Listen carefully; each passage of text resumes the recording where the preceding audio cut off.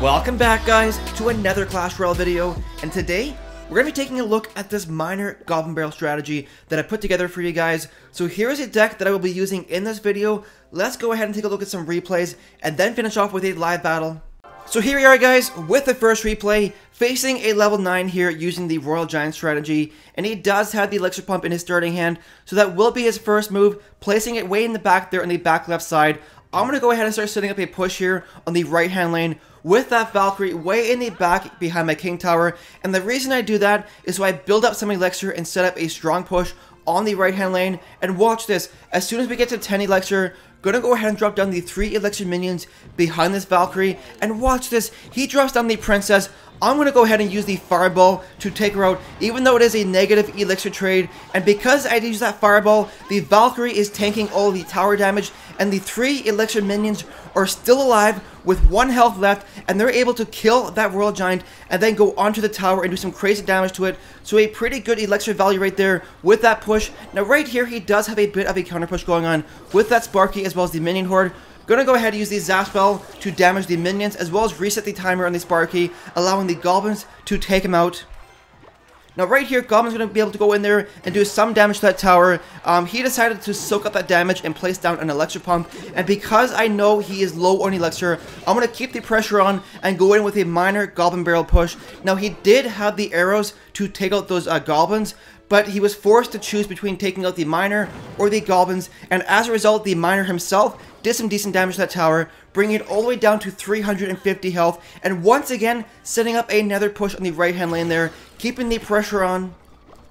Now this push here doesn't actually get anything accomplished because as you can see, I'm hovering over that Fireball, but the Princess location this time is in a location where the Fireball wouldn't have been able to hit her as well as the tower, so I held off on that Fireball, and as a result, I didn't do any damage to that tower. And take a look at this, he has a very strong push on the right hand lane with that Royal Giant as well as the Sparky. Gonna go ahead and use that Zap spell to reset the Sparky timer, as well as force the Royal Giant to attack that cannon, and then use the Valkyrie as well as the Fireball to clean everything up. Now unfortunately, I did miss a couple of the minions with that Fireball, and as a result, I took a couple hundred damage to that tower, so pretty big mistake right there. But those goblins were able to go back on a counter push and get a couple hits off of that tower, bringing it all the way down to 230 health.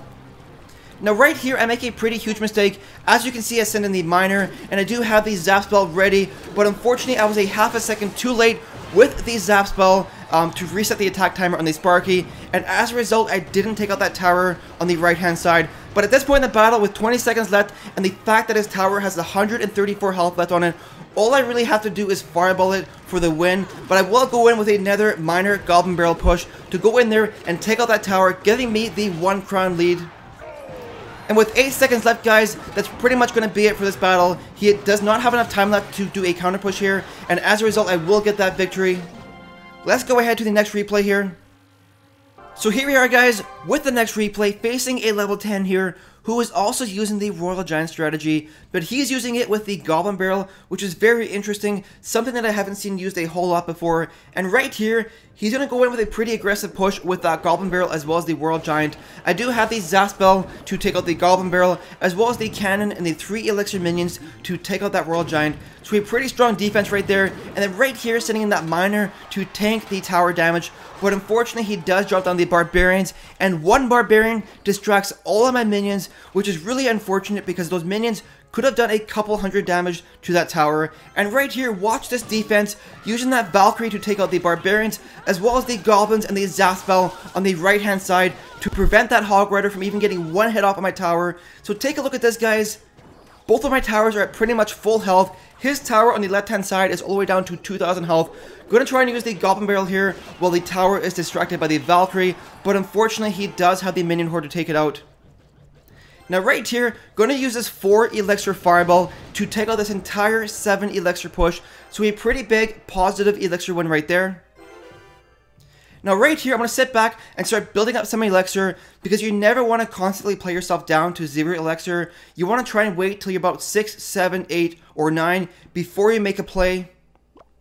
And as you can see right here, he's going to go in once again with a Royal Giant push as well as the Wizard. And watch what I do right here, guys. Going to go ahead and use the Cannon to distract the Royal Giant, and then use the Valkyrie to distract the Wizard, which will allow the 3 Elixir minions to take out that Royal Giant as well as take out the Wizard. So a really strong defense right there, guys, and a really good use of the Valkyrie to tank that Wizard damage. Now at this point in the battle, we have the Elixir advantage. Earlier on, he was up about 2 or 3 Elixir, but with all these positive Elixir trades over the past few moments, we do have the Elixir advantage. And I'm going to start setting up another push here with the Miner, but unfortunately he drops down the Hog Rider, so I have to use the Cannon to defend. And right here, throwing in that Goblin Barrel, and then the Fireball to take out all those Goblins, and we do a couple hundred damage to that tower, bringing it all the way down to 700 health. Now right here, he's setting up one more push with that Royal Giant. Gonna go ahead once again use that Valkyrie to tank that Wizard damage, as well as the minions from the side to take out the Royal Giant, and then set in one more Miner to tank the tower damage. And he has no Elixir left here to defend. He does have the Fireball available, but it's a little bit too late for him to take out all my troops. And as a result, we do have the 1 crown lead. And with 20 seconds left in this battle here, guys, I'm just going to keep dropping troops in front of my tower and prevent him from setting up a push on the left-hand side. And as a result, it's looking like I will get that 1 crown victory.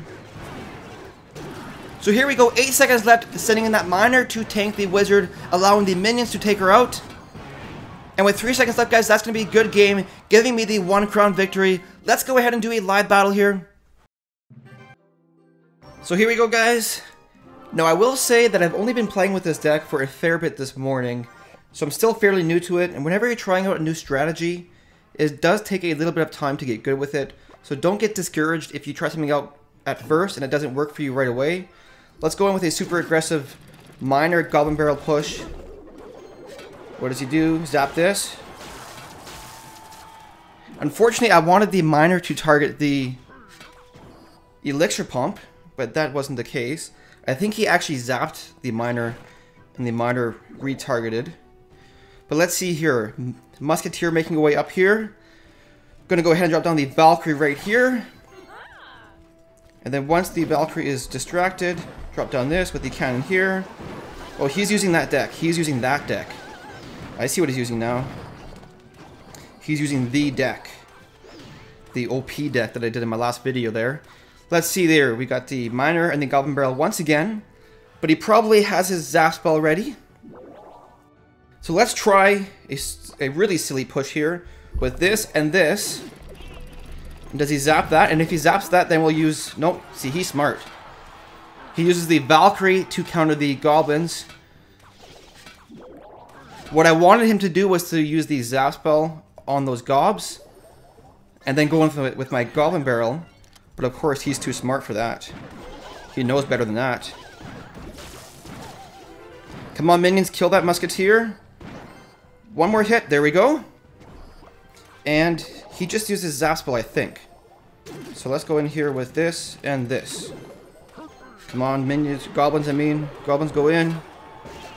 Do some damage. Oh, I screwed up that Goblin drop there because they all went to the back. But we do have the health lead here, so not too bad. Let's do a little bit of this and a little bit of this. He just uses Zap spell, which is a good thing, I think. Send in that Miner, and hopefully have enough Elixir for the Gobs. Come on, come on, come on. Oh, he was expecting that, you can see there. He was expecting that. But we are forcing him to spend a ton of Elixir, which is a good thing. Gonna go ahead and preemptively drop this cannon here because I'm expecting a push here. With that Hog Rider. There we go. Zap all this. Gobs here. Miner going in. Goblin Barrel going down. And some minions here. All we need to do is some chip damage over time, and then 400 health left on his tower. We should have enough time to Fireball and Goblin Barrel him out. Let's see here. That's coming over here. Drop this with this and the Miner. Because he's going to be pretty low on Elixir here. Use the Goblin Barrel here. And then zap this tower. There we go, guys. Getting the 1 crown victory over that strong deck that I used in my previous video. So that's pretty cool. But anyways, that's going to do it for this video. I really hope you enjoyed it. If you did, don't forget to like and subscribe. Thank you so much for watching, guys, and we'll see you in the next video.